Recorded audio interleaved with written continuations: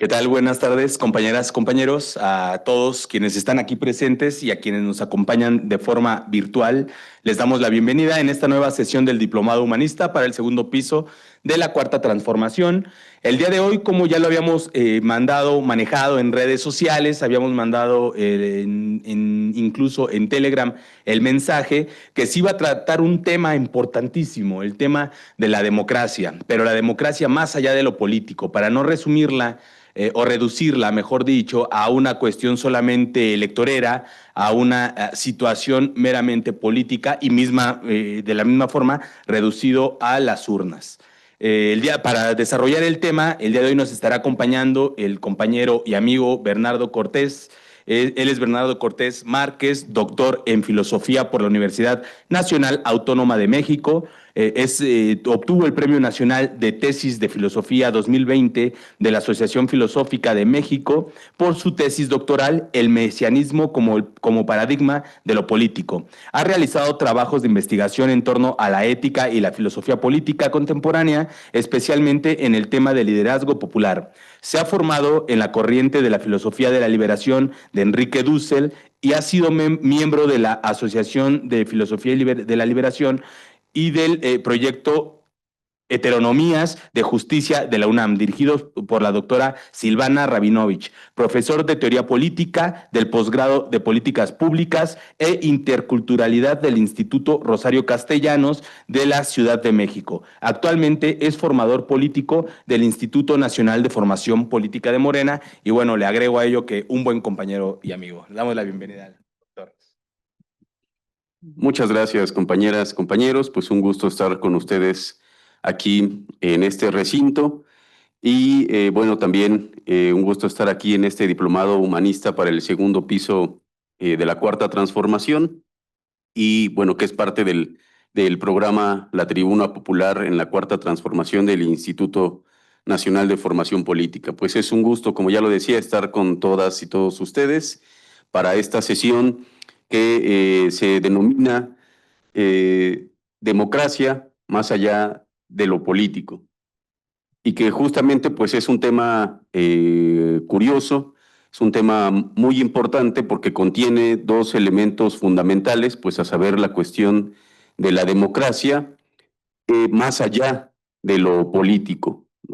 En la actualidad, justamente, creo que es importante que vayamos profundizando cada vez más, y es algo que no se hacía tradicionalmente, es trabajar y pensar el concepto de lo político. Justamente estamos habituados a tener una noción de política eh, basada pues en intuiciones inmediatas de lo que es el ejercicio político y esta intuición pues no es inadecuada.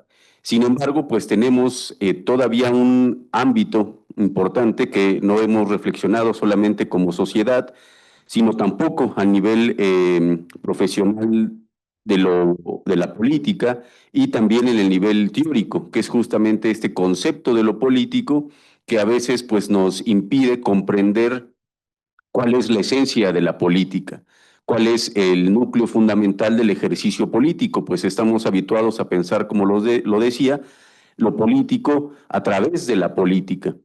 Y para abordar un primer eje que considero fundamental de este tema, democracia, más allá de la política o de lo político, es importante comenzar a precisar justamente esta posición. Cuando escuchamos hablar del título de esta sesión, Democracia más allá de la política, pues puede parecer justamente contradictorio, porque pues la democracia es un ámbito absolutamente político. Entonces, ¿qué podría significar una democracia más allá de la política?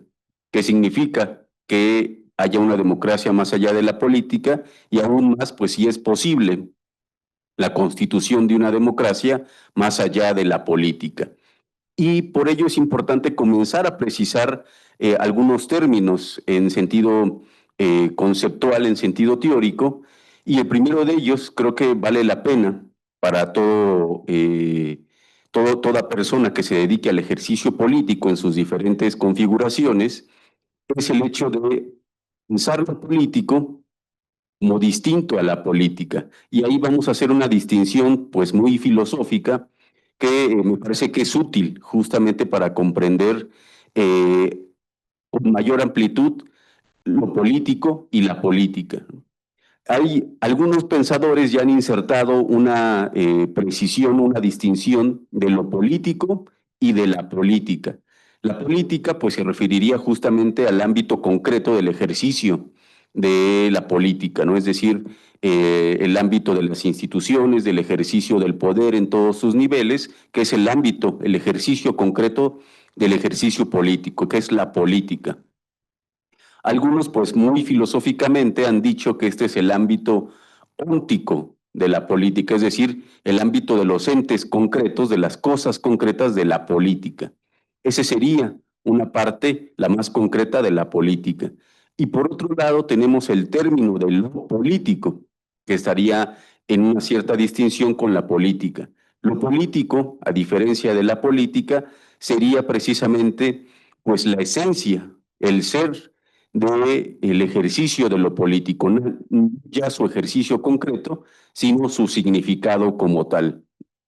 Y es importante comenzar a aclarar ese concepto para que podamos hablar de que existe una dimensión política más allá del ejercicio concreto de la política. Ese ámbito sería el de lo político y tiene que ver con muchos elementos que comúnmente son descartados del ámbito de la política y que sin embargo son constitutivos de la política. Ese ámbito de lo político pues no siempre se aborda, no siempre se trabaja, porque tendemos a concentrarnos solamente en el ejercicio concreto de la política, pero tiene un sustento fundamental lo político para la política, y ahorita vamos a explicar de qué se trata para que vayamos llegando justamente al tema de nuestra sesión de hoy. Eh, el ámbito de lo político, que sería, digámoslo así, todo aquello que está más allá o que está anterior a la política concreta, pero que la conforma, que la constituye. Es el ámbito precisamente de la constitución de lo social y la constitución precisamente de las identidades populares, ¿no?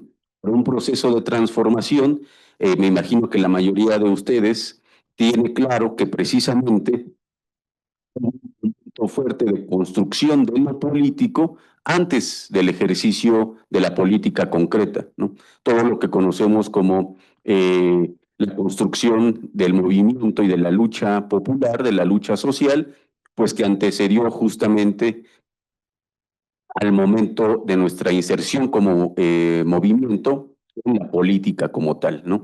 Y si ustedes pueden ver, pues ahí hay un ejemplo muy práctico de la diferencia de ámbitos de lo político y de la política. Esencialmente, lo político hace referencia a la construcción precisamente de los actores políticos más allá y antes de la política misma, es decir, más allá del ámbito institucional, más allá de la disputa por el poder concreto, es la constitución precisamente de las identidades políticas. Eso, digamos, es un elemento que signa con profundidad lo político y es distinto a la política como ustedes lo pueden ver, ¿no? Si no ha quedado claro, pues podemos en un momento hacer alguna ronda de preguntas y poderlo clarificar. Pero entonces, permítanme pues establecer esa distinción que recientemente pues ha sido propuesta por muchos autores en la teoría política, ¿no? Distinguir la política concreta de lo político. Y en lo político tendríamos pues un amplio espacio para comprender muchos fenómenos sociales y políticos a una dimensión fuera incluso de las disputas concretas por el poder. Y ahí es donde encontramos un espacio para una comprensión fundamental de la democracia. Ahí encontramos también, como lo decía, pues el espacio mismo de la construcción de lo social y sobre todo de las identidades políticas o de las identidades populares. Por ejemplo, un pensador muy polémico aproximadamente en los años 30, había precisado con claridad que la esencia de lo político era precisamente el antagonismo. Es decir, que contrario a la visión actual de cierta tendencia liberal que comprende que la democracia se limita a la generación de consensos racionales, justamente cuando problematizamos en la esencia de lo político, encontramos que la política no puede entenderse sin ese ejercicio antagónico. Y este pensador, que era Carl Schmitt, un jurista alemán, que justamente en los años 30 había escrito un pequeño texto muy sencillo que se llamó El concepto de lo político. Y ahí justamente él defendía que no podía haber política sin conflicto, es decir, sin antagonismo. Y eso implicaba que la política se estructuraba a través del establecimiento de una lógica amigo-enemigo. Y eso tiene que ver justamente con la construcción de las identidades políticas y de las identidades sociales. Es decir, para que la política funcione, en resumidas cuentas, este autor nos va a decir que se necesita establecer justamente nosotros y un ellos, es decir, la construcción de un antagonismo donde claramente se pueden diferenciar dos partes, ¿no? Un proyecto nuestro y otro proyecto de otros al cual combatimos o al cual nos oponemos. Y él precisamente afirmaba que sin esta distinción amigo-enemigo, bueno, él va a hablar en términos bastante radicales, como lo pueden notar, y va a comprender la política bajo esa lógica de la enemistad, ¿no? Que no podía haber política sin esta lógica antagónica, ¿no? Ciertamente, pues él era tenía una postura radical a este respecto, pero tenía razón en el hecho de que no podemos pensar lo político sin el hecho mismo del conflicto y del establecimiento de antagonismos. Remitámonos una vez más a nuestro proceso de cambio, de transformación en su momento de lucha. Y justamente tenemos claramente el establecimiento de la construcción de una identidad, es decir, la interpelación a la sociedad, al pueblo, de que precisamente hay un determinado sector de la clase política, pues que está en contra de los intereses populares. Y ahí justamente entramos en el establecimiento de la construcción de una lógica antagónica, ¿no? Es decir, establecemos justamente un contrincante y al cual nos vamos a oponer y con el cual vamos a luchar. Y de esta manera, a través de este ejemplo, pues podemos comprobar que en efecto la política no puede estar no constituida a partir del antagonismo y del conflicto. Y eso había de chocar con la comprensión habitual de la democracia, de corte, como ya lo decía, liberal, pues que piensa que la política se trata de la construcción de consensos racionales, ¿no? Es decir, que va todo el tiempo evadiendo justamente la asunción del conflicto. Y eso justamente va a llevar a que pensemos que estas determinadas lógicas liberales actuales no tengan propiamente un sentido político, aunque claramente pues tienen posiciones insertadas en el ejercicio de lo político y son un grupo, una élite política, desde luego, pero siempre van dejando de lado justamente la lógica del antagonismo. Y eso es justamente también un elemento importante para la comprensión de la democracia. Esta distinción que al inicio les comentaba de la política y de lo político, aunque pareciera muy sutil, una sutileza filosófica quizá, es muy importante porque enriquece justamente la comprensión de la democracia. La democracia es la que justamente también estamos habituados y habituadas a pensar como la construcción de consensos plenos, racionales y justamente completamente unitarios, ¿no? Es decir, como para el momento de la resolución de un conflicto, ¿no? Y justamente esa idea nos limita para comprender a profundidad lo político y sobre todo nos limita para asumir la naturaleza propia de lo político. Y a ese respecto, pues voy a remitirme a ese problema que va de la mano de lo político. que es justamente la construcción de las identidades, que tiene que ver precisamente con el concepto de pueblo en sentido político y tiene que ver también con esta lógica de los antagonismos y el establecimiento de la enemistad política, ¿no? Eh, Algunos autores, por ejemplo, como Chantal Mouffe, pues han depurado un poco la posición de lo político que se comprende bajo la lógica amigo y enemigo, porque pues estos conceptos, amigo y enemigo, pues nos colocan en, digámoslo así, en un ambiente, pues propiamente que pareciera de lucha a muerte, ¿no? En un ambiente propiamente de guerra, ¿no? Una dimensión de la política, pues no deja de rozar justamente estos niveles, ¿no? Ustedes saben, pues que hay muchos pensadores que han dicho que la política, pues es la continuación de la guerra por otros medios, ¿no? Y es porque la política siempre va a conservar, si no, no sería política, eh, ciertas lógicas de antagonismo. Y quizá parezca radical que hablemos de amigo y enemigo. Por eso les decía, una pensadora actual belga, si no me equivoco, Chantal Mouffe, ha hablado justamente que es importante retomar la posición de este pensador polémico, Carl Schmitt, en torno a su concepto de lo político, pero que deberíamos un poco perfeccionar su posición, es decir, que más que hablar de lógicas antagónicas constitutivas de la política, debemos hablar de una lógica agonística, ¿no? Es decir, de una lógica entre adversarios. Justamente, pues yo recuerdo, me parece que ustedes también lo recordarán, en determinado momento algunos discursos de Andrés Manuel López Obrador, asumía plenamente el lenguaje adversarial, es decir, hablaba de adversarios, no de enemigos, ¿no? Y justamente pues eso permite al mismo tiempo conservar la lógica antagónica presente en la política, pero comenzarle a dar una salida en el ámbito democrático que la sociedad actual quiere construir, ¿no?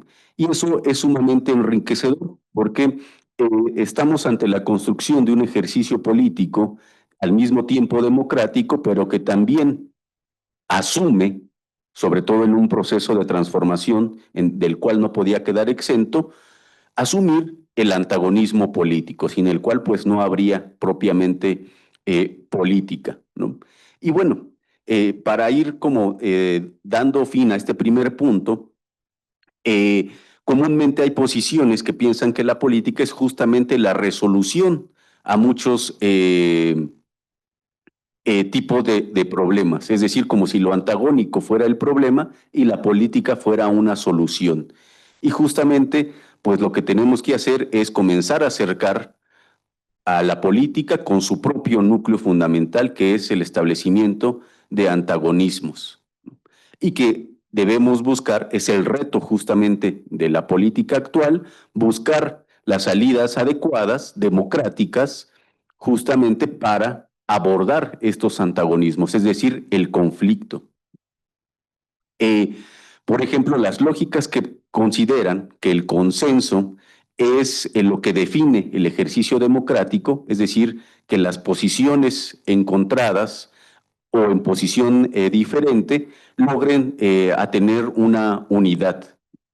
Y eso justamente pues es un límite de la política, porque si su núcleo fundamental es el establecimiento de determinadas lógicas de contrincantes, o si prefieren seguir conservando el lenguaje de amigo y enemigo, si la política es en esencia este ejercicio, esta tensión entre los conflictos, pues estaríamos pensando la democracia y la política como la eliminación justamente de lo político. Y más allá de que pueda parecer un elemento utópico, es decir, que lleguemos a un momento donde se diluyan los conflictos y todos vivamos, digámoslo así, en armonía, pues justamente, como muchos autores lo han dicho, significaría el fin de la política, ¿no? Eso ya no sería política. No sabemos qué estatus tendría ese tipo de sociedad, ese tipo de comunidad humana en donde el cual no hubiera ningún conflicto. ¿Por qué digo esto? Porque cuando hablamos, por ejemplo, de pueblo, necesariamente tenemos que haber pasado por el establecimiento de una lógica antagónica. Es decir, para establecer una identidad popular, necesitamos haber pasado por la oposición precisamente de identidades, es decir, la construcción de un proyecto que es nuestro, por ejemplo, poniéndolo en términos concretos respecto a nuestro movimiento, la construcción de un proyecto popular contra otro proyecto que es los intereses de las minorías o de las élites.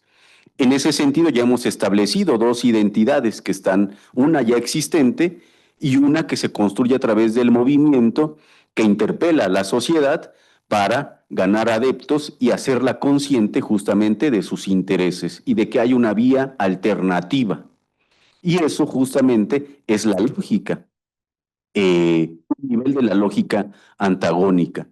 Entonces, conceptos como los de pueblo, por ejemplo, pues son tan importantes para el concepto de democracia, necesita haber establecido ese antagonismo fundamental, sin el cual pues no pudiera haber propiamente un pueblo.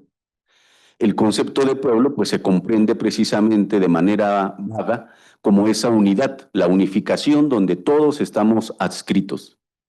Y eso es una percepción que, si bien no es equivocada, no corresponde a profundidad con lo político. El concepto político de pueblo pasa, lo repito, por el establecimiento de esa distinción de unos con otros, es decir, de un proyecto con otro. Y repito, pues la lógica del antagonismo, ¿no? Haber establecido una diferencia entre ellos y nosotros. Y eso justamente no somos siempre conscientes de que el sentido fuerte del concepto de pueblo necesita el establecimiento de esa lógica antagónica y de ese conflicto. Y que si abordamos, tenemos como punto de partida este concepto político de pueblo, entonces necesitamos pensar una democracia en un sentido profundo y con una configuración distinta a al mero paradigma de la democracia como consenso racional, ¿no? Justamente, por ejemplo, para enriquecer esta comprensión, eh, muchas escuelas, muchos pensadores de tipo conservador, justamente eh, pensaban que la democracia implicaba o necesitaba un concepto unitario de pueblo, es decir, que no podía haber lugar a la pluralidad en una democracia en sentido estricto, porque si vamos a hablar del gobierno de un pueblo, pues primero debe haber justamente un pueblo.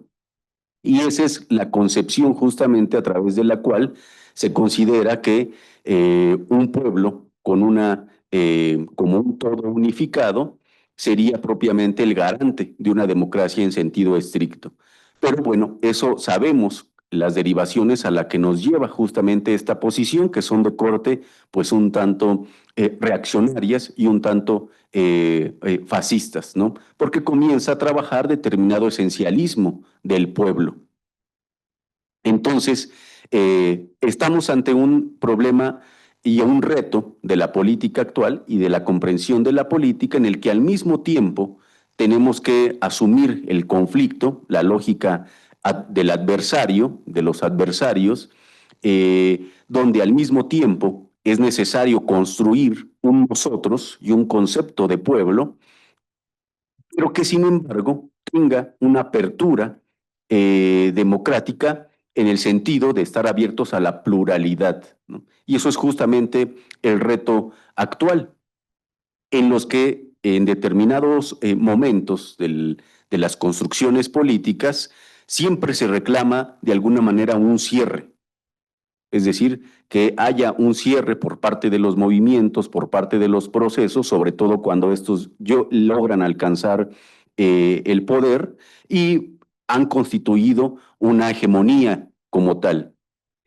Esos momentos en los cuales los movimientos pretenden un tanto cerrarse, digamos como para mantener una determinada pureza en su núcleo, en este momento ya de estar instaurados en el poder, pues comienza justo a peligrar lo que se trabajó en el momento de la construcción de la identidad popular, cuando se era propiamente un movimiento en lucha y en dinamismo social, es decir, cuando estaba abarcando el ámbito de lo político y todavía no presente en la política como ejercicio institucional del poder. Entonces, vean cómo quizá ha sido medio compleja la unificación de estos conceptos de lo político y del ejercicio justamente de la democracia, ¿no? Justamente les decía que el reto es lograr articular esos dos ámbitos, el no perder de vista el hecho de que el conflicto y la lógica antagónica es constitutiva de la política y que en ningún momento debe dejarse de lado, esperando a que lleguemos a un momento o que hemos llegado, que sería peor asumir que hemos llegado en un momento donde todo es uniforme, pero que al mismo tiempo logremos dar salida de manera pluralista, por decirlo así, o democrática, justamente dar salida a estos conflictos, ¿no? Eso es justamente el reto que tenemos ante nosotros en la política actual. Para ello, pues, lejos de dar respuesta justamente a ese problema que se ha planteado aquí, más bien quisiera profundizar justamente en la cuestión de las identidades populares, que muchos autores han trabajado. Les mencionaba hace un rato a Chantal Mouffe, pero también está de la misma corriente Ernesto Laclau y muchos otros pensadores que justamente pues han puesto sobre la mesa el hecho de que para los movimientos populares la lógica de lo político, repito, entendida como la asunción de un adversario, como la asunción de los antagonismos, es fundamental para las luchas populares y por ello que no debiera justamente de abandonarse, ¿no? Porque tiene que ver también en otro nivel con la construcción propiamente de una ideología en sentido fuerte, además de la construcción política de las identidades, ¿no? Eh, una posible salida sobre la cual se ha teorizado entre el problema que les enuncié hace un instante, de la lógica de los antagonismos, pero al mismo tiempo de la necesidad de darles una salida democrática, está justamente la propuesta que coincide que nunca encontramos justamente una plenitud, una identidad plena, completamente cerrada de las identidades populares, sino que siempre va a haber unificaciones parciales. Es decir, que siempre va a haber momentos incluso de consensos, de acuerdos y así también de identidades políticas, de identidades populares, que van a estar siendo unificadas a través de elementos parciales, es decir, que no van a ser unificadas de manera totalitaria, sino a través de cierta apertura a lo plural. Y eso es justamente lo que sucede en la construcción misma de lo popular. En el fenómeno de lo popular, que pertenece al ámbito de lo político, sería la construcción de una democracia antes de la política o más allá del ejercicio del poder, en el ámbito de lo social. Lo que podemos ver es que justamente lo que sucede para la construcción de un movimiento popular es que hay una interpelación a diversos sectores plurales de la sociedad, ¿no? Es decir, que ya no hay solamente un núcleo propiamente duro, como lo había para determinado pensamiento de izquierda, que era la clase obrera, por ejemplo, o en otra formulación, pues la alianza entre la clase obrera y el campesinado, sino que precisamente los sectores populares de diversas secciones o de diversas clases, era posible pues unificarlos a través de la interpelación de un proyecto propiamente popular, alternativo, nacional, que podía abrazar muchos sectores. Y ahí tenemos la presencia de la pluralidad y al mismo tiempo la intención de unificar justamente todos estos sectores sociales. Cuando hablamos de lo popular, tenemos al mismo tiempo una lógica, el establecimiento de una lógica política antagónica que en su interior contiene un ejercicio de intento de construir una unidad a partir de lo plural, de la pluralidad. Pero esa unidad que se pretende construir, se sabe que es imposible que se cierre, es decir, que se unifique de tal manera que no haya distinción de las partes.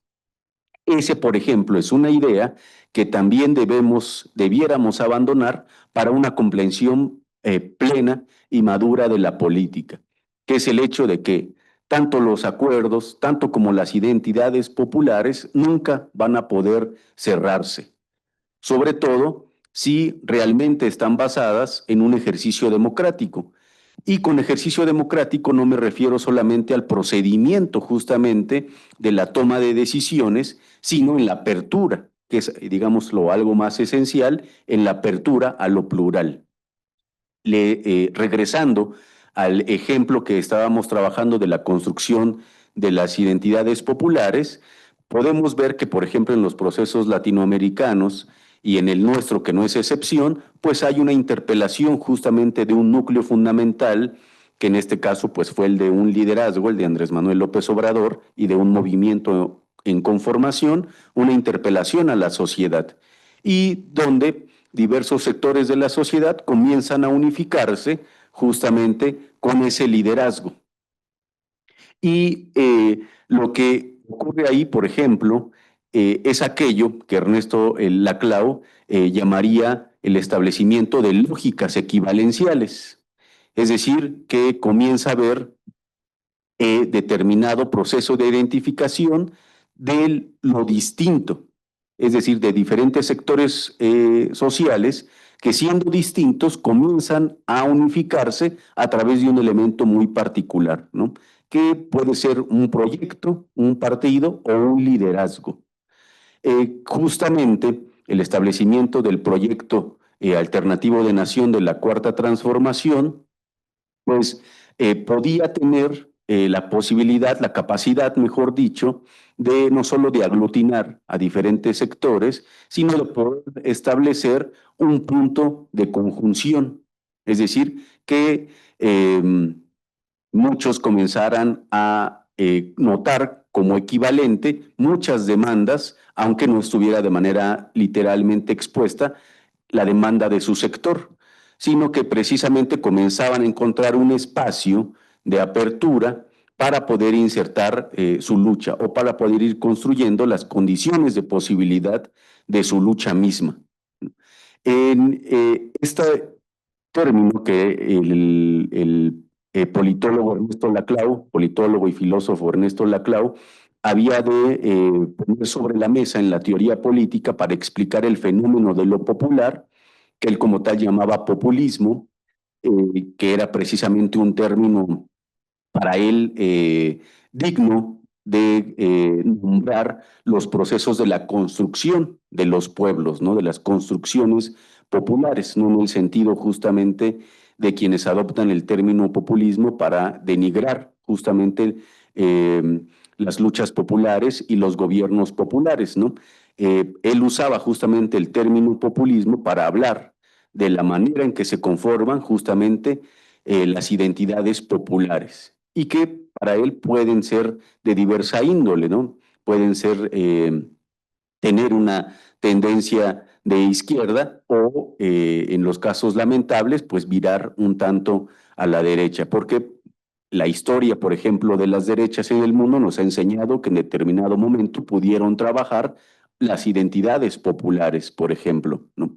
Bueno, pero regresando justamente al tema de las identidades populares, eh, la lógica equivalencial, a partir de la cual podemos unificar una pluralidad de demandas para construir una identidad no cerrada, pues ha sido una de las vías para que se aborde justamente el problema del antagonismo y haya una salida todavía política hacia la esencia de la política. Y esa opción pues la han presentado los gobiernos populares en América Latina y hoy en el proceso de la Cuarta Transformación. La construcción justamente de la identidad popular, les decía que corresponde al momento de lo político, ¿no? Al momento del trabajo con la sociedad, del diálogo con la sociedad, de la interpelación con la sociedad y ese proceso de interpelación a partir del cual pues se generan los escenarios para unificar, para generar adeptos y comience así a constituirse pues un corpus político al cual podemos denominar pueblo. Es decir, el pueblo es justamente ese pueblo en sentido político que ya tiene constituida una identidad. Y ahí no somos todos los mexicanos como tal, sino justamente el producto de la construcción política a través de un proyecto, ¿no? Que, como lo vimos en nuestro movimiento de regeneración nacional, pues están, digámoslo así, gran parte de la mayoría de la sociedad, ¿no? Y ahí seguimos todavía ahora en una lógica antagónica con ese pequeño sector, pero todavía fuerte, porque tiene, digámoslo así, todavía el poder de la derecha. Entonces, nuestro movimiento ha aprendido muy bien y realizó muy bien el proceso de la construcción de una identidad popular, de la construcción de un pueblo al nivel de lo político. Ahora de lo que se trata justamente es de mantener viva la construcción de la identidad popular y ahí sería necesario plantear hacia dónde podría evolucionar o reforzarse eh, justamente en el momento actual. Y eso para decir que justamente las identidades populares, es decir, el ejercicio de lo político, del antagonismo político, no se debe abandonar justamente solo al momento de la lucha, sino que todavía hay una batalla justamente ideológica y de la construcción de sentido, aun cuando las fuerzas populares tengan representación en la política, ¿no? Es decir, mantener aunados, mantener articulados lo político y la política implica que debemos seguir dando la batalla al nivel de la construcción de la identidad popular y no pretender que ya se ha construido simplemente un pueblo y que esa identidad va a tener vida por sí misma. Hemos dicho que desde luego lo político, lo esencial de lo político es justamente la, el establecimiento de lógica de adversarios, es decir, que se mantienen todavía luchando, ¿no? Y bueno, eso también implica que lo político no puede desaparecer, que no podemos pretender que va a haber un momento en el que simplemente va a desaparecer una parte de la lógica que constituye el antagonismo, ¿no? A menos que pensemos en la eliminación del enemigo, pero eso sería también el fin de la política, otro tipo de fin de la política que no sería el utópico, donde todos los conflictos se solucionan, sino que esta sería pues el lado catastrófico del fin de lo político, es decir, simplemente eliminar a mi adversario. Y eso pues también sería la muerte de lo político. Entonces, si ustedes lo pueden notar, el conflicto, el establecimiento del antagonismo, justamente es interminable. Lo político no puede desaparecer, al menos que pensemos en estos finales dramáticos y catastróficos, inhumanos, desde luego. Y si asumimos justamente que el conflicto no va a desaparecer, sino que podemos aspirar a la sublimación y a la salida lo más democrático posible de los conflictos, entonces volvemos a poner el hincapié en el hecho de que la construcción de las identidades populares es algo que debe seguir permaneciendo, aun cuando nuestro movimiento haya pasado de lo político a la política. Y es decir, eso implicaría también volver a replantearse y volver a poner sobre la mesa la naturaleza de movimiento que constituye la manera en que se ha articulado lo político en la cuarta transformación y con el instrumento de transformación que es el Movimiento de Regeneración Nacional como partido, que implica tres elementos: partido, movimiento y liderazgo, por lo menos en la construcción originaria que dio las condiciones para construir justamente una identidad popular. Y con estos elementos que de alguna manera intenté hilar, que pueden ser confusos, creo que es una manera de plantear este tema de la democracia más allá de la política. Para ello era necesario, pues, distinguir dos concepciones, lo político y la política. Y para ello también era necesario abordar ese sentido de la democracia que depende de la construcción justamente de una identidad popular.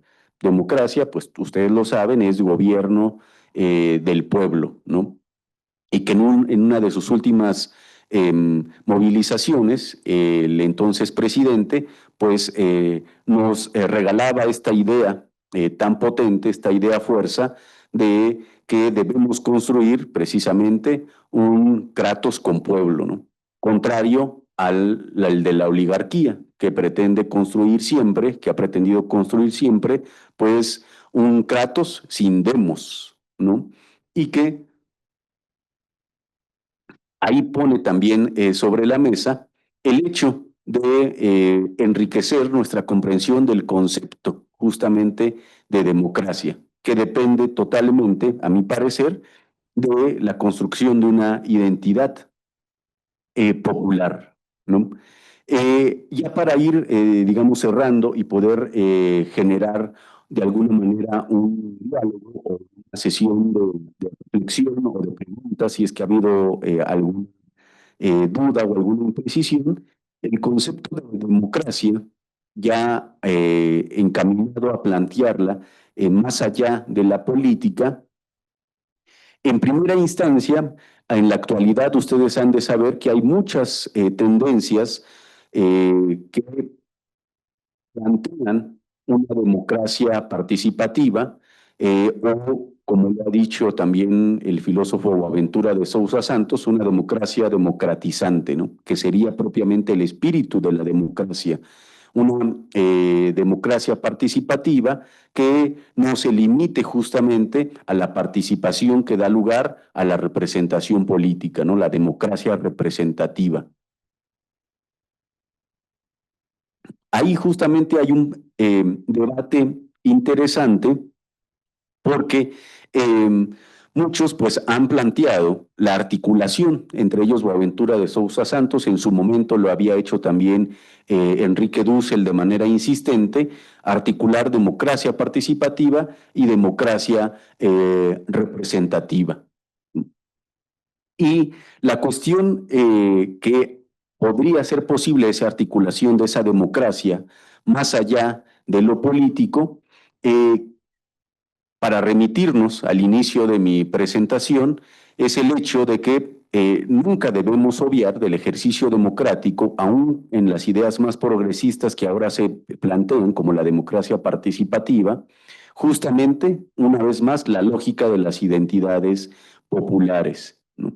Porque el problema de la democracia, que ha sido digamos, pues el tema clásico, uno de los temas clásicos de la política, a los que en la política actual, moderna, pues a veces el tema de la política se contrae justamente al de la democracia, ¿no? Eso pues a veces ha permitido que la noción misma, el concepto mismo de lo político comience a perder estos aspectos que a veces son fuertes, duros, pero que constituyen la política, como la del antagonismo. Ya vimos justamente esa cuestión. Pero ahora ya para el desenlace hacia el tema propio de una democracia participativa, que sería una imagen de la democracia más allá de la política, es decir, más allá de la representación, creo que no debe obviarse, una vez más, el tema de la identidad popular. Lo que el pensamiento clásico planteaba es que justamente la democracia representativa pues venía a suplir un defecto en la viabilidad de la democracia directa. Porque, bueno, la democracia participativa o democracia directa, aunque podamos distinguir que son distintas, pero para estos fines, pues están aquí, comparten ese espacio teórico, tanto la democracia participativa como la democracia directa. La democracia surgió así, siempre fue pensada como el ejercicio directo del pueblo sobre su propia constitución u organización, sobre su propio gobierno, ¿no? El problema fue que en el momento de la implementación de esta idea, porque era una idea, todavía no una forma de gobierno, cuando se implementó, pues vieron justamente la limitación de ejecutar esa idea, que era el gobierno del pueblo, que el pueblo se gobierne a sí mismo, ¿no? Como había problemas para su implementación, justamente pues recurrieron a determinados mecanismos para hacer todavía posible la idea. La democracia representativa pues es resultado de que se aferró, se aferraron, la organización humana, por decirlo en abstracto, se aferró a ejecutar la idea de la democracia, del gobierno del pueblo y para el pueblo. Había presentado problemas, vieron que no era posible. Por ejemplo, Rousseau indicaba que algo como la democracia solo podía implementarse pues en poblaciones pequeñas, ¿no? En poblaciones muy pequeñas, con determinado tipo de ciudadanos, de ciudadanas que tuvieran determinado conocimiento y cultura de la política, para que de alguna manera pues pudiera llevarse a cabo el gobierno del pueblo por él mismo. Entonces, bueno, ni siquiera Rousseau había pensado que era propiamente viable, y por eso es que se insertó la posibilidad de que hubiera un representante que justamente ya no iba a ser el pueblo directamente, sino que a través de alguien al cual elegían pudiera hacer posible ese ejercicio de la democracia, o por lo menos llevar justamente la voz del pueblo a esa tribuna, a ese nivel, ¿no? Entonces, muchas veces olvidamos que la democracia representativa, pues es la insistencia de ejecutar la posibilidad perfecta de realizar la democracia como tal, ¿no? Eso no significa, pues, que no caigamos en cuenta de que la democracia representativa comenzaría determinados vicios y era la posibilidad de la corrupción justamente de la democracia, pero se dio justamente como insistencia para ejecutar la idea como tal de la democracia, que era imposible, pero que no se abandonó dicha idea, sino que se recurrió a determinados mecanismos, entre otros, pero el fundamental fue la democracia representativa.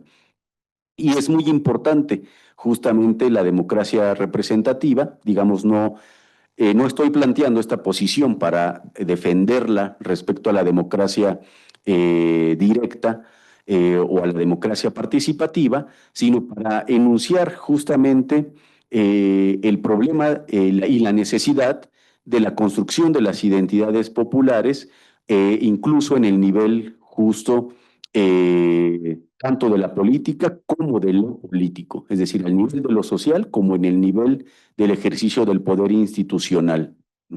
Y va hacia lo siguiente, que justamente en la democracia representativa, eh, como se había reconocido que era, digámoslo así, un defecto de la democracia, un defecto necesario que se aceptó para poder ejecutar, implementar la democracia, pues había determinados mecanismos para prevenir justamente pues, que hubiera una desconexión entre el representante y el pueblo, ¿no? Incluso, pues podemos ver en el mismo Rousseau algunos indicios de lo que ahora actualmente se denomina el poder obedencial, ¿no?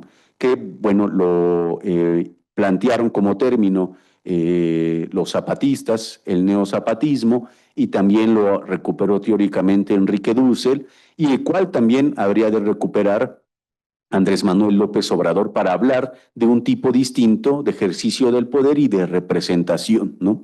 Es decir, un tipo de representación que sin embargo pues fuera obediente del pueblo, ¿no? Sabemos que el garante de esa posibilidad está en una dimensión ética política de la constitución del sujeto que representa, ¿no? De la integridad ética del actor político que representa.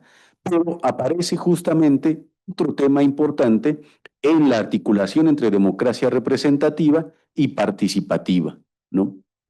Que justamente para que pueda haber un escenario propicio para el desarrollo de una democracia participativa, tenemos que abordar también la construcción, seguir abonando a la construcción de la identidad popular.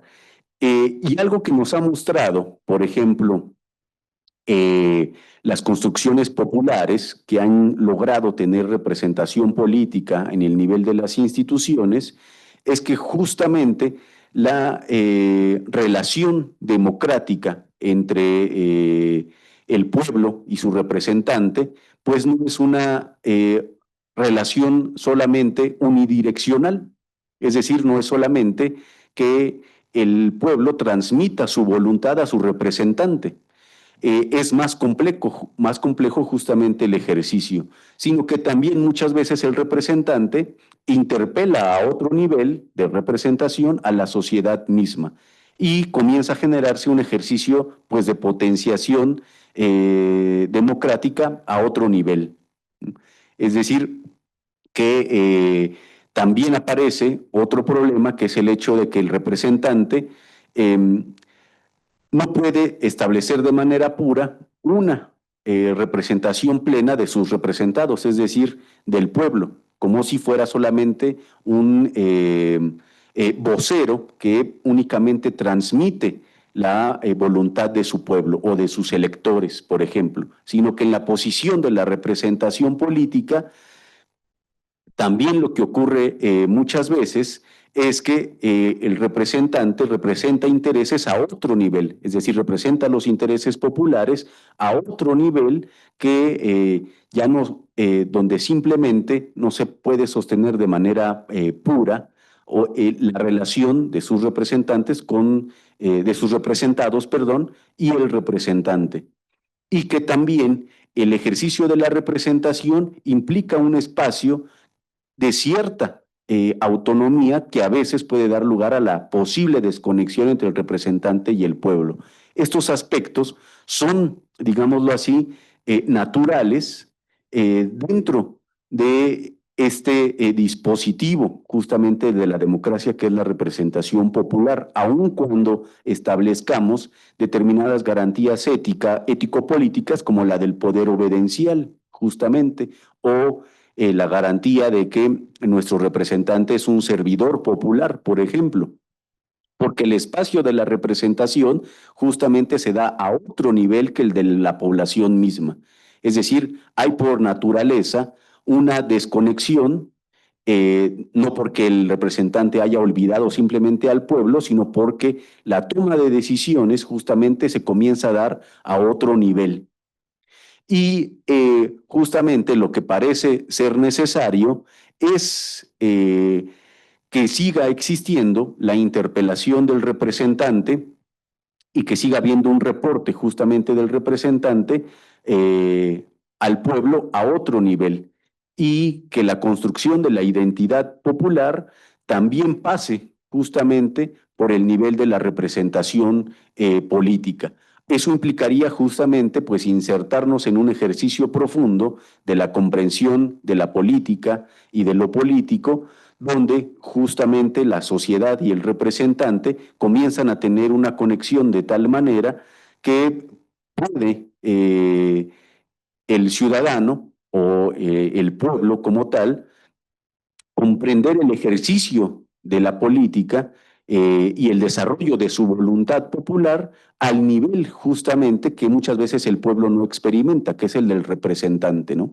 Quien, digamos, está dentro de el momento de la ejecución de la voluntad popular o de dar salida, resolución a la voluntad popular, pues justamente es el representante. El pueblo no ve justamente cómo se dan todos los ejercicios que intentan dar salida a los intereses populares, por ejemplo, ¿no? Entonces, el reto justamente de la articulación entre democracia participativa y democracia representativa no está solamente, y creo que son importantes los diversos mecanismos en los cuales pues los gobiernos incentivan la participación. Eso me parece que es un nivel necesario y fundamental. Pero justamente hay otro, que es este que he intentado explicarles, ¿no?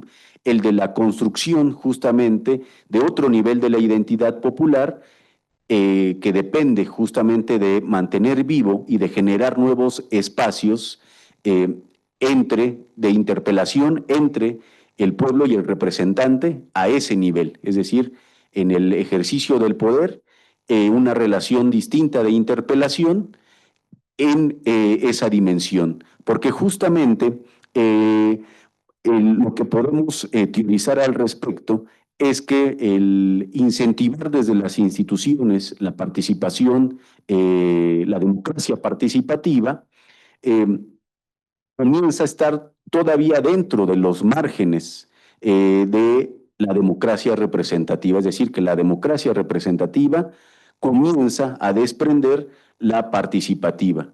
Y eso, si ustedes lo pueden notar, implica simplemente la apertura de la democracia representativa desde su propio espacio hacia la participación. Una de participación popular, diría yo,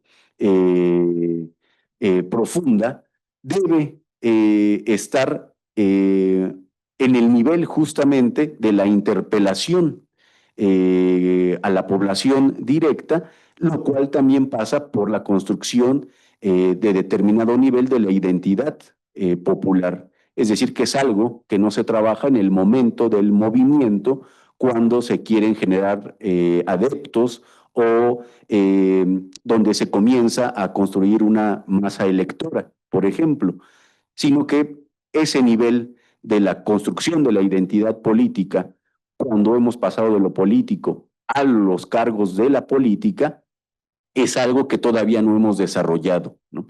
Que es seguir manteniendo desde ese nivel la identidad popular, ¿no? A veces tendemos a pensar que justamente a concentrarnos en que eso pertenece al momento de lucha y al momento del movimiento, que es ahí cuando se debe generar la identidad popular para que se opte por una opción. Pero hemos aquí, y espero haberlo logrado, ustedes me lo dirán, hemos aquí planteado que justamente, dado que la lógica, que aceptamos que el antagonismo y el conflicto es inherente a la política, eso significa también, pues, que mantener la construcción de la identidad popular es también lo propio de la política a ese nivel. Y que justamente para ir hacia eh, ejercicios de participación profunda del pueblo, más allá de la política o más allá de lo institucional o de la política formal, pues se necesita abordar y trabajar a suma profundidad la construcción de esa identidad. Y como ustedes lo pueden notar una vez más, el hecho de la construcción de la identidad popular requiere precisamente ese nivel de la representación al nivel de la política, o que puede estar presente en el nivel de lo político, de lo social, con los liderazgos populares, con los liderazgos sociales. Pero al fin y al cabo, pues necesitamos esa posición justamente de el elemento nuclear que interpele al pueblo para construir o fortalecer o dar continuidad y profundidad a esa identidad popular. Entonces, de esa manera, con este señalamiento, cerraría este planteamiento del tema que me pareció muy interesante aquí de los compañeros, que era la democracia más allá de la política, ¿no? Y que justamente pues aquí hemos intentado desmenuzar los elementos de este lanzamiento, de esta idea de la democracia más allá de la política, pues que implica, quise llevarlas hacia ese nivel de la construcción de las identidades populares, que implica todos estos elementos y estas distinciones que quise compartir con ustedes y que, bueno, espero por lo menos poder haber transmitido el problema y el reto que tenemos enfrente como partido, como movimiento, y ese reto como tal de la política en general, ¿no? Y bueno, de esa manera yo cerraría para abrir un espacio al diálogo, a las dudas o a las participaciones, a las intervenciones. Pues bueno, compañeras, compañeros, vayan preparando sus preguntas allá en Zoom, también aquí presenciales. Como vemos, el tema que desarrolla el doctor Bernardo justo es ir más allá de a veces algo que no tiene una connotación política porque se nos robó el entendimiento de lo político, a diferencia de la política, donde solamente es un juego de poderes. Hay autores que lo mencionan de esta forma, pero siempre todos coinciden en que es una disputa por el poder, la política, ¿no? Dependiendo, sí, de qué lado sea estas voluntades, se congreguen estas voluntades por discutir el poder. Pero siempre ese es el que es el problema en el centro, ¿no? Y la democracia es justamente eso, ¿no? El entendimiento del poder en manos de qué grupo, de qué voluntades, pero siempre tomando en cuenta los antagonismos que hay por el otro lado, ¿no? Eso es muy importante tener en cuenta porque si no, nos perdemos en un espacio difuso, romántico, o nos perdemos en un espacio también igual de difuso muy pragmático, ¿no? Muy carente de un horizonte, carente de una línea que si bien lo dice un autor que se llama, iba a decir esta actriz, no, perdón, se me fue el nombre de este autor italiano de la democracia, no sé si ahorita lo recuerdan. Bueno, Sartori. Lo dice Giovanni Sartori que hay que entender esta democracia como ese horizonte que tal vez nunca se está llegando, nunca nos vamos a llegar a su fin, como ese arco iris que se nos mostró en los cuentos, que le caminas, pero jamás llegas a él.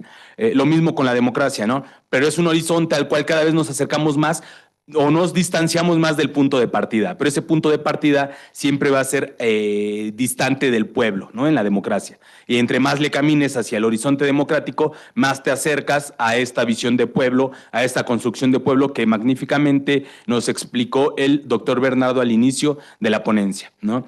Bueno, pasamos a la ronda de preguntas, compañeras y compañeros. No sé si alguien tenga aquí de manera presencial alguna o de manera virtual alguna otra. Pasamos primero con el compañero virtual, de forma virtual, perdón, que es CN Relaciones. Compañero, por favor, puede abrir su micrófono. Gracias. Excelente disertación, doctor. Muchas felicidades. Es un concepto demasiado amplio de esta parte del poder y la democracia y la conjunción de voluntades para lograr acuerdos. Yo tengo a este respecto dos preguntas. La primera es, la política tiene como una de sus finalidades organizar la conducta jurídica y social de las personas en un estado. Esa es la primera pregunta. De hecho, ahí está posteada. Y luego, la segunda es, el representante del pueblo, entonces, toma la representatividad del pueblo y la usa para generarse poder. ¿El poder lo sigue teniendo el pueblo o el pueblo al cederle poder al representante logra generarse poder parcial y entonces el representante detenta poder sustituto del pueblo? Gracias. Muy bien. ¿Alguna otra pregunta que haya, no sé, aquí en forma presencial? ¿El compañero tiene alguna?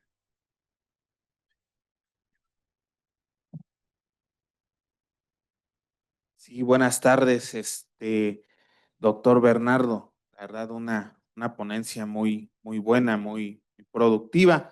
Eh, mi pregunta, o más bien, me gustaría saber tu opinión, doctor, porque comenzaste a hablar de la construcción de lo político y de la política como una serie de antagonismos y de conflicto. Yo te voy a relatar brevemente la situación de una comunidad ahí en Oaxaca. Yo soy de Oaxaca, la comunidad San Baltasar Chichicapan. En aquellos tiempos agitados de los 90, pues comenzaron a trabajar las elecciones municipales por medio de partidos políticos. Y sucedió esto precisamente, el conflicto. O sea, mi vecino, mi compadre, mi tío, o el tío, el vecino, la abuela, pues como ya era del PRI, el otro era del PRD, el otro era del PAN, no, hombre, una división tremenda en la comunidad, ¿no? Y ahora sí, lo poco, mucho que se había construido a partir de redes de apoyo ahí en una comunidad zapoteca, pues precisamente llegó el concepto moderno de lo que es la política y creó un conflicto tremendo en el pueblo, ¿no? ¿Qué sucedió en este 2024? Pues echaron a la borda a los partidos políticos y regresaron a su régimen de usos y costumbres que se le conoce en asamblea precisamente.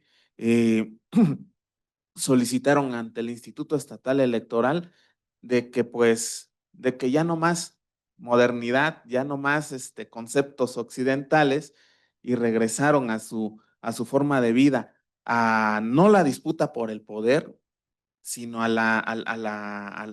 ¿cómo se llama? A la práctica de cargos, ¿no? De que comienzas como topil, como policía, como comité, etcétera, etcétera, y finalmente como presidente municipal, ¿no?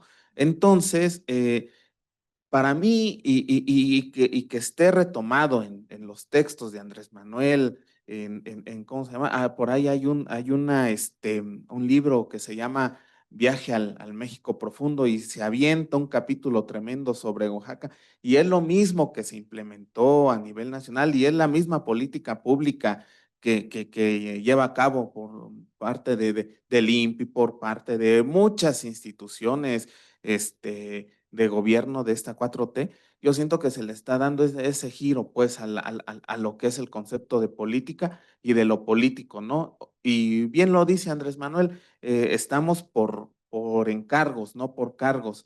Entonces, despojándonos un poquito de lo occidental, doctor, yo siento que se le está dando ese giro que dice Boaventura, la democracia participativa y ahora sí como dijera también ahí los camaradas zapatistas, el mandar obedeciendo, ¿no? Entonces sí me gustaría tu reflexión respecto a esto que te comento. Gracias.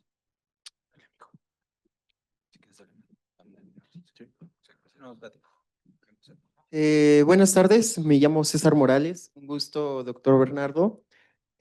Más que nada mi pregunta es, ¿cómo podemos fortalecer la confianza en las instituciones democráticas? Dándonos el ejemplo de que hay una construcción social a base de las ideologías e identidades, así como también la lógica entre los adversarios. Es decir, las nuevas instituciones que se están creando en la 4T, ¿cómo nos puede asegurar o cómo podemos creer en la confianza de este tipo de instituciones? Muchas gracias.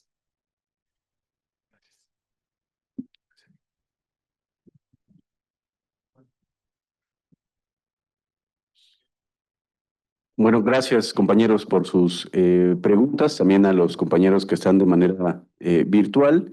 Y bueno, pues haré algunos comentarios respecto a las intervenciones que me parecieron muy importantes. El primer compañero que no supe su nombre porque, bueno, no aparece como tal en el Zoom, eh, pero él precisamente lanzaba una pregunta muy interesante, muy curiosa. Justamente él nos planteaba si el representante del pueblo se convierte de alguna manera en el ostentador, por decirlo así, del poder del pueblo.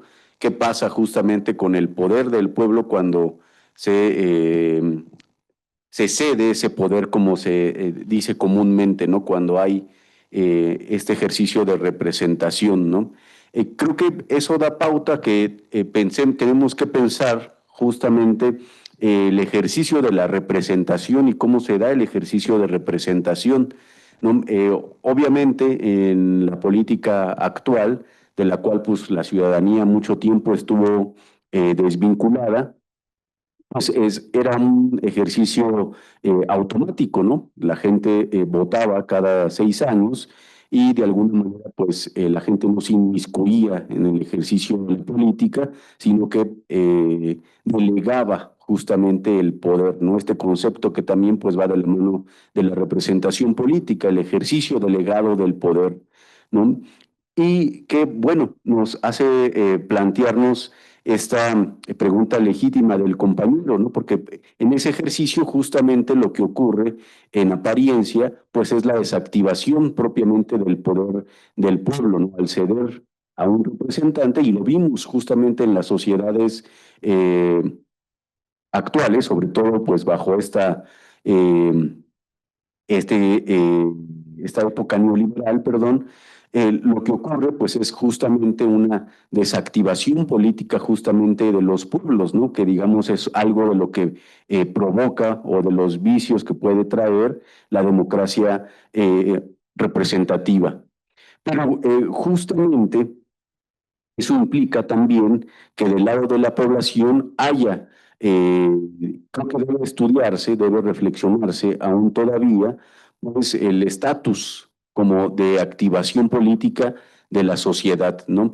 Creo que al mismo tiempo también hay cierta desvinculación y descree la sociedad de los partidos, es decir, el ámbito como tal de la política, durante mucho tiempo pues careció de legitimidad, ¿no? Entonces la gente pues no se sentía en ninguna confianza, en ningún interés por participar en el ámbito político. Y bueno, eso propició que se diera justamente el fenómeno y pensamos en la imagen que nos comparte el compañero, de que al delegar el poder, justamente hay, digámoslo así, separación también de la responsabilidad de la sociedad respecto a su propia decisión, ¿no? Eh, Eso me recuerda también algunas reflexiones justamente sobre cómo surge propiamente lo político, ¿no? Lo que ha propiciado que también se comprenda como una profesión, es decir, como algo al cual están abocados los profesionales que estudian para ser políticos, por decirlo en términos simples, ¿no? Y que justamente tiene que ver con un hecho fundamental de que cierto paradigma tradicional de la política, pues se ha pensado en el hecho de que es una profesión que, digámoslo así, está reservada para determinado grupo de personas. Y eso siempre ha propiciado pues que no haya perdón, de que la sociedad se involucre justamente en este ejercicio, ¿no? Es decir, muchas veces se presentó el problema o la reflexión, por lo menos filosófica, si ustedes me lo permiten, de que la sociedad viera la política como un oficio muy específico y particular, y lo es de cierta manera, pero no es solamente un oficio, no es solamente una profesión, ¿no? El hecho de que las sociedades, que por ejemplo el zapatero o el panadero, tenga su propia vocación y al mismo tiempo quiera, pueda o desee dedicarse a la política, justamente es el hecho de que se sale de la vocación particular para participar, por ejemplo, en el ámbito político, ¿no? Entonces, se plantea el hecho de que la sociedad está realmente ocupada en sus propias vidas, en sus propias vocaciones, y por lo cual, pues alguien debería hacerse cargo del ejercicio de la política, ¿no? Y eso, pues, ha abonado justamente a la construcción de ese viejo paradigma, aún todavía vigente, de la política como profesión. Y bueno, genera estos fenómenos donde en la ciencia, pues el pueblo cede el poder, delega el poder y de alguna manera también da lugar a aquello que alguien como Enrique Dussel pues denominaría el fetichismo del poder, que es pues la desconexión justamente del representante con el pueblo, con sus representados. Y ahí teóricamente, obviamente podemos afirmar o podemos defender el hecho de que el poder pues lo va a ostentar siempre el pueblo, siempre la sociedad. Y eso, sin embargo, no deja de ser una posición teórica. porque pues la soberanía, el ejercicio del poder, ¿no? Pues es algo que solamente puede existir cuando se ejerce.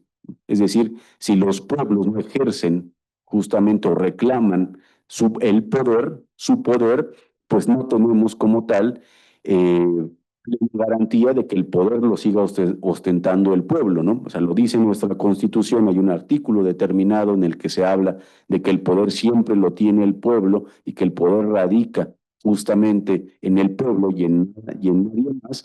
El hecho es que el fenómeno de la representación de la delegación parece que inevitablemente implica la desactivación de cierta potencia absoluta del pueblo sobre su poder, ¿no? Es decir, que hay una determinación y que hay una, digámoslo así, va a apaciguar ese poder absoluto del pueblo y que se va a canalizar de alguna manera en la representación, ¿no? Aunque podamos sostener teóricamente que el poder siempre lo va a ostentar el pueblo, debemos de poner sobre la mesa también o advertir que en el ejercicio de la delegación hay la determinación de la voluntad del pueblo y de alguna manera sí la delimitación de su potencia absoluta, ¿no? Se vuelve una potencia determinada cuando delega justamente el poder o cuando instituye el poder. Lo que podría ser un poder, a eso me refiero cuando digo absoluto, es decir, que el pueblo tenga la capacidad tanto de constituir como de destituir, ¿no? Que justamente es algo también que debe estar presente en la democracia actual, ¿no?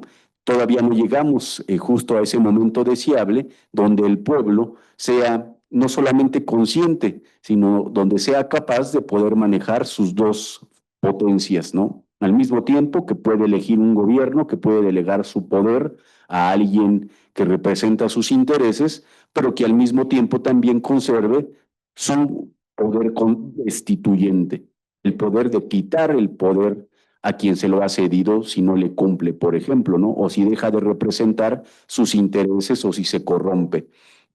Estas dos potencias, pues obviamente nos hablan de ahí de una soberanía, eh, sería el pueblo en uso de sus atribuciones como tal, ¿no? Poder constituir, pero también poder destituir, ¿no?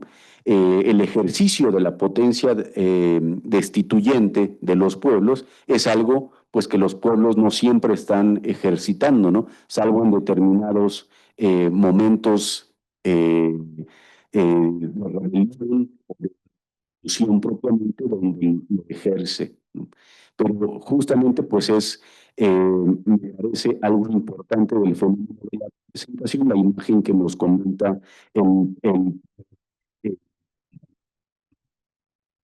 digamos así, el pueblo siempre tendrá el poder, pero que sin embargo, pues si eso no existe en actos, si eso no existe en obra, pues el pueblo no mostrar justamente ese poder, ¿no? Y seguirá de alguna manera manteniendo en pie un poder delegado que a lo mejor ya no lo es como tal, ¿no? O que no es propiamente representativo o provincial, como dijéramos aquí, ¿no? Bueno, creo que eso es lo que podría retroalimentar a nuestro compañero que nos hizo esa interesante pregunta.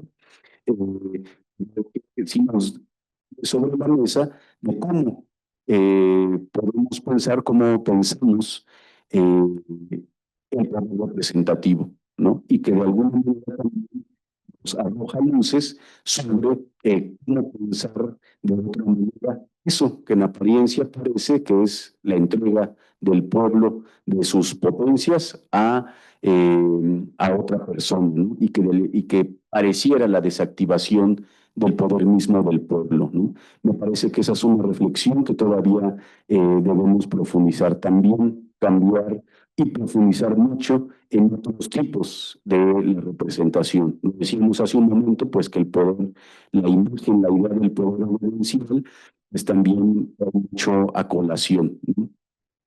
Y bueno, nuestro compañero aquí en lo presencial, que no me dijo su nombre, compañero, José, nuestro compañero José, aquí que nos compartía justamente la experiencia de estos pueblos de Oaxaca que habían renunciado justamente ya a la política moderna y que pues retornaron justamente a una forma de organización comunitaria y tradicional que ya nos indicaba justamente el compañero que sería pues deseable y que para él, según nos comentabas, compañero, la 4T pues está justamente intentando virar hacia el reconocimiento de estas formas de organización, ¿no? Y que creo que son experiencias que nos enseñan mucho, de las que tenemos mucho que aprender, y justamente se me volvió a hacer presente lo que intentaba reflexionar con ustedes de la democracia, de la implementación de la democracia, ¿no? Que en sentido pleno, pues era posible solo en determinados espacios con eh, cantidades de ciudadanos limitadas que pudieran hacer posible que el pueblo tomara decisiones directas sobre su gobierno, ¿no? Que hay espacios de excepción en México y en muchos otros lados. En México tenemos afortunadamente pues muchos lugares de experiencias, no solo el zapatismo, sino en Cherán, otros pueblos, en el mismo ejemplo que usted nos ha comentado en Oaxaca, donde pues tenemos esos campos de excepción, por decirlo así, o esos espacios de excepción que están intentando una forma de organización política totalmente distinta a la política moderna y a la lógica justamente de los partidos políticos, ¿no? Lo que considero yo, pues, dentro de mi visión todavía moderna y de una persona citadina, pues que de alguna manera eh, estoy dentro de una comunidad de estas características, pues que me permita tener una reflexión plenamente adecuada, ¿no? Sino, bueno, mi reflexión siempre es desde esta todavía modernidad, aunque tengo conocimiento de las limitaciones justamente de las concepciones modernas, ¿no? Pero la reflexión que yo lanzaría a partir de lo que usted nos comparte, compañero, pues es el hecho de que yo considero pues que hay determinados espacios, determinadas comunidades donde sí hay condiciones para poder experimentar otras formas de organización, ¿no? Pero que sin embargo siempre es difícil extenderlas a otros espacios, ¿no? Hay muchas características como el de las comunidades indígenas que por su cultura, por su constitución, digámoslo así, tradicional que mantienen formas de organización antiguos, justamente pueden de alguna manera tanto resistir como a estas formas del poder corrupto moderno, pero también ensayar otras formas, ¿no? Creo que lo deseable sería es que pudiéramos extender estos espacios, ¿no? Creo que depende de estas circunstancias, de estos espacios de excepción donde en efecto pueden ser posibles, habría que poner mucha atención en las características que cumplen determinadas comunidades donde se puede implementar ello, ¿no? Lo que sí creo es que para las sociedades modernas, digamos así, los grandes centros, siempre da muchas limitaciones para hacer el tránsito hacia otras formas de organización no modernas, ¿no? El elemento tan importante como pues la cantidad de, de, mm, de habitantes que se tienen, ¿no? Y otro, pues es la pluralidad justamente de culturas, ¿no? Que se concentran en las grandes ciudades, ¿no? Las comunidades, podría decir, quizá no sea así, a lo mejor usted no lo podría precisar, que, por ejemplo, en la comunidad en la que usted nos trae aquí la experiencia, me imagino pues que hay determinada homogeneidad cultural, ¿no? Es decir, que todos comparten una determinada cultura y ahí hay pues un buen escenario justamente para poder unificarse, ¿no? Y que eso implica también que los conflictos son de otra índole, ¿no? Y que también los conflictos pues se solucionarán o se les dará salida de otra índole a la que a las formas de resolución que tenemos aquí en el ámbito moderno, ¿no? Pero creo que hoy más que nunca tenemos que recuperar estas experiencias de los pueblos originarios y de estas comunidades, pero que sí estarían determinadas por estos espacios tan particulares, ¿no? Por eso mismo son ricos, ¿no? Yo siempre he creído que lo que no debemos hacer es simplemente el ejercicio de la translación, no querer trasladar los modelos a otras situaciones que quizá no comparten las mismas condiciones, ¿no? Entonces, me parece que sí hay que recuperarlas y como proyecto de transformación, creo que la cuarta transformación en efecto debería retomar muchos aspectos esenciales, ¿no? Ya se retoma uno, como usted lo decía, ¿no, compañero? Del poder obedencial. Debemos seguir inspirándonos justamente en otros elementos que puede haber, ¿no? Para también generar, porque en este proceso de transformación está generando un cambio en los conceptos políticos o en las concepciones de la política, ¿no? De manera inicial está comenzando a intentar hacer un viraje de la comprensión misma de la política. Entonces, ¿qué más, qué mejor que echarse un clavado en estas comunidades, en estas experiencias, sobre todo para tener esa gran inspiración y ver cómo son posibles otros paradigmas de lo político, ¿no? Pero creo que siempre es muy importante, pues, compartir estas experiencias, ¿no? Creo que es muy benéfico. Y bueno, finalmente aquí también esencial, el compañero César justamente nos construir confianza en las instituciones, ¿no? Si no me equivoco fue lo central de tu pregunta, ¿no? Pero si no fue así, no, como ahorita me dices, ¿no? Pero sí, justamente pues es una pregunta pues complicada, bastante complicada, pues digámoslo así, no he trabajado yo nunca dentro de las instituciones como para poder hacer una propuesta certera de cómo establecer confianza en las instituciones, pero justamente me iría desde la perspectiva de ciudadano nuestra percepción de las instituciones, nuestro juicio sobre nuestras instituciones, ya que pues el ciudadano siempre está evaluando sus instituciones, ¿no? Aunque la gente, aunque la sociedad muchas veces no seamos especialistas en cómo opera una institución, sí tenemos la capacidad pues de evaluarla de acuerdo a la relación que establece con nosotros, ¿no? Con los ciudadanos. Entonces, la sociedad, pues es habitual que haga constantemente una evaluación de sus instituciones y la someta a juicio, ¿no? La sociedad, pues algo que tiene bien evaluado son el funcionamiento de las instituciones, ¿no? Y lo hace desde un punto de vista del servicio que recibe o del servicio que no recibe, ¿no? O del inadecuado servicio. Y digo la cuestión del servicio porque creo que es un criterio fundamental que define la esencia de la institucionalidad, así como del ejercicio del poder, ¿no? Servicio, ¿no? Que ya se había convertido, pues, en una palabra técnica, incluso comercial, ¿no? Del servicio, ¿no? Bueno, es que damos determinado servicio, ¿no? Y bueno, no se cae en cuenta que implica una relación ética profunda, ¿no? Servicio, pues no se refiere simplemente a la realización de un trámite de ventanilla, ¿no?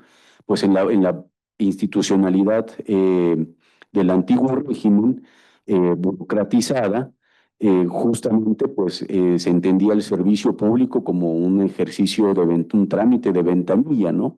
Es decir, un ejercicio de papeleo, una relación a través de la ventanilla con la sociedad, ¿no? Y justamente eso fue lo que la sociedad siempre estuvo evaluando, el mal servicio o la ausencia de servicio, ¿no? Es decir, que no hubiera, por lo menos, o en lo inmediato que vive la gente, un buen trato o una buena guía para la solución de su problema, de su trámite o de X situación, por lo cual la sociedad recurre a una institución, ¿no? Que en lo fundamental pues es para solucionar o precisar algún problema o alguna necesidad, ¿no? Entonces, creo que cómo establecer o crear la confianza de las instituciones, pues con algo, voy a decir algo muy elemental, que es justamente con el buen funcionamiento a la sociedad, ¿no? Y que construir y no descuidar, digamos, las estructuras de una institución que deben estar pensadas al establecimiento de un servicio. O sea, esta palabra tan simple, esta concepción tan simple como la del servicio, me parece que tiene todo el sentido y toda la carga justamente de lo que es una institución, ¿no? Entonces, si no existe en lo mínimo eh,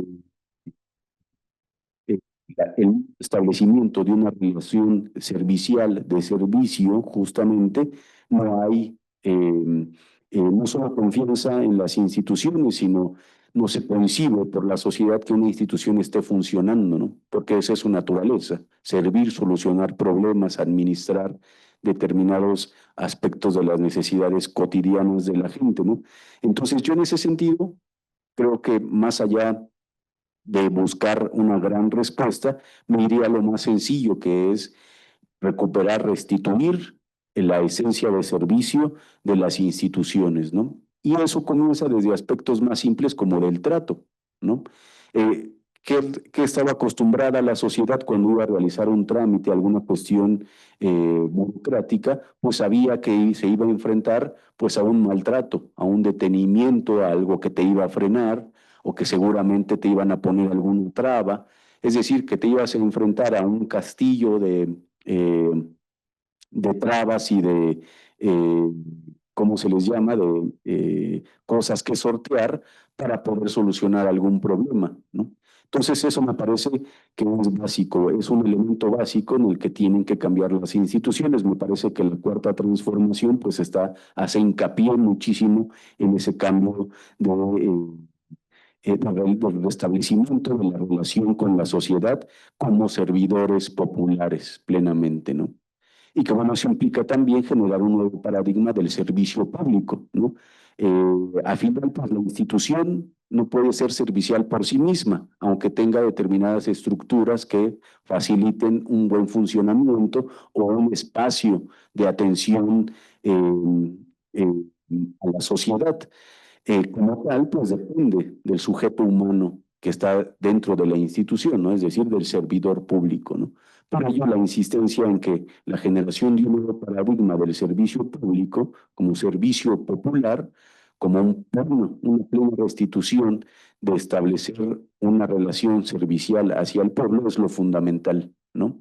Que claro, sigue siendo importante, pues pensar en las estructuras, pensar en todos los lineamientos jurídicos que determinan el funcionamiento de una institución, pero sobre todo, pues en el ser humano, en los seres humanos que ejecutan esa institución y que son quienes pueden establecer un lazo de conexión entre institución y pueblo, que es algo que, por ejemplo, pues se había perdido en el antiguo régimen, ¿no? No había una conexión del pueblo con las instituciones, al contrario, era un martirio justamente establecer una relación con la institución, ¿no? Y creo que eso es lo que se está intentando cambiar incluso desde la concepción del servicio público. Bueno, yo tendría eso que decir respecto a esa pregunta, César, ¿no? No sé si haya otras preguntas o... Sí, hay una más. Bueno, esa la respondemos. Nos preguntan sobre qué libros podemos recomendar que ahonden más sobre el tema. Yo recomendaría tres, dos en específico para el caso de México, el clásico ya de González Casanova de la democracia en México, donde además se hace una crítica a la democracia liberal. Y el otro que recomendaría de México también es Democratizar desde la sociedad civil de Armando Rendón Corona, que habla de justamente un proceso más actual del 2024, es este texto, e involucra a nuestra sociedad, a nuestro pueblo, de cómo es que la sociedad de masas, la movilización de masas, perdón, hace posible que las demandas democráticas sean cumplidas, ¿no? Se pueda llegar a ellas.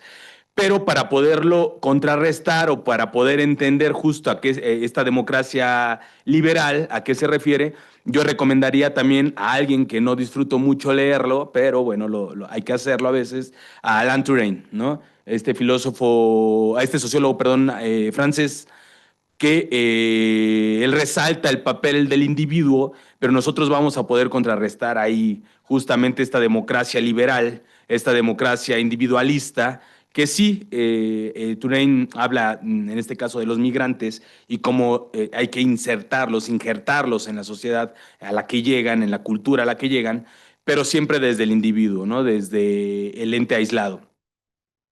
Y por otro lado, lo que hablaba tanto con Casanova como con Armando Rendón, pues se habla de un entendimiento de la sociedad de masas, ¿no? Así como el partido de masas y el partido de élites, lo mismo retoma Rendón, como es que en una democracia donde las masas, donde la sociedad civil irrumpe, va a generar cambios de paradigma, que es lo que está haciendo justamente la cuarta transformación, ¿no?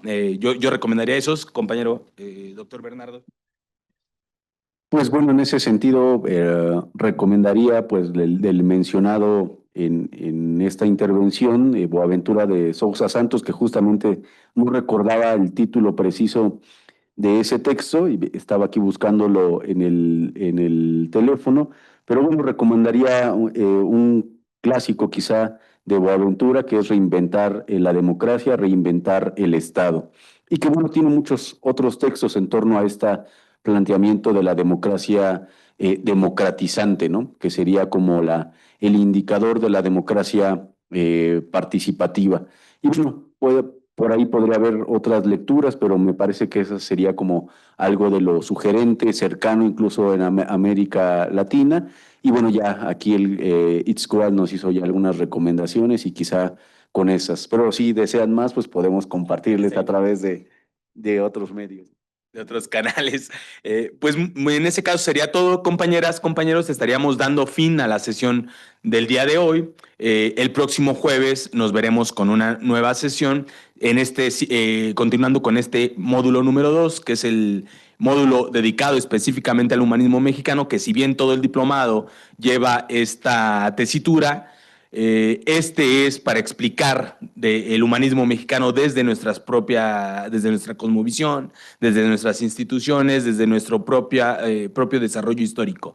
Bueno, sin más, no olviden pasar el registro, pasar lista, ya sea por el QR de forma presencial o en el link que están compartiendo los compañeros para que puedan registrarse en este Forms. Y bueno, les agradecemos como cada jueves, como cada viernes, su presencia y su participación. Y bueno, les estaremos enviando para la siguiente sesión, también por el canal de Telegram, algunas lecturas muy recomendables para que las puedan tener.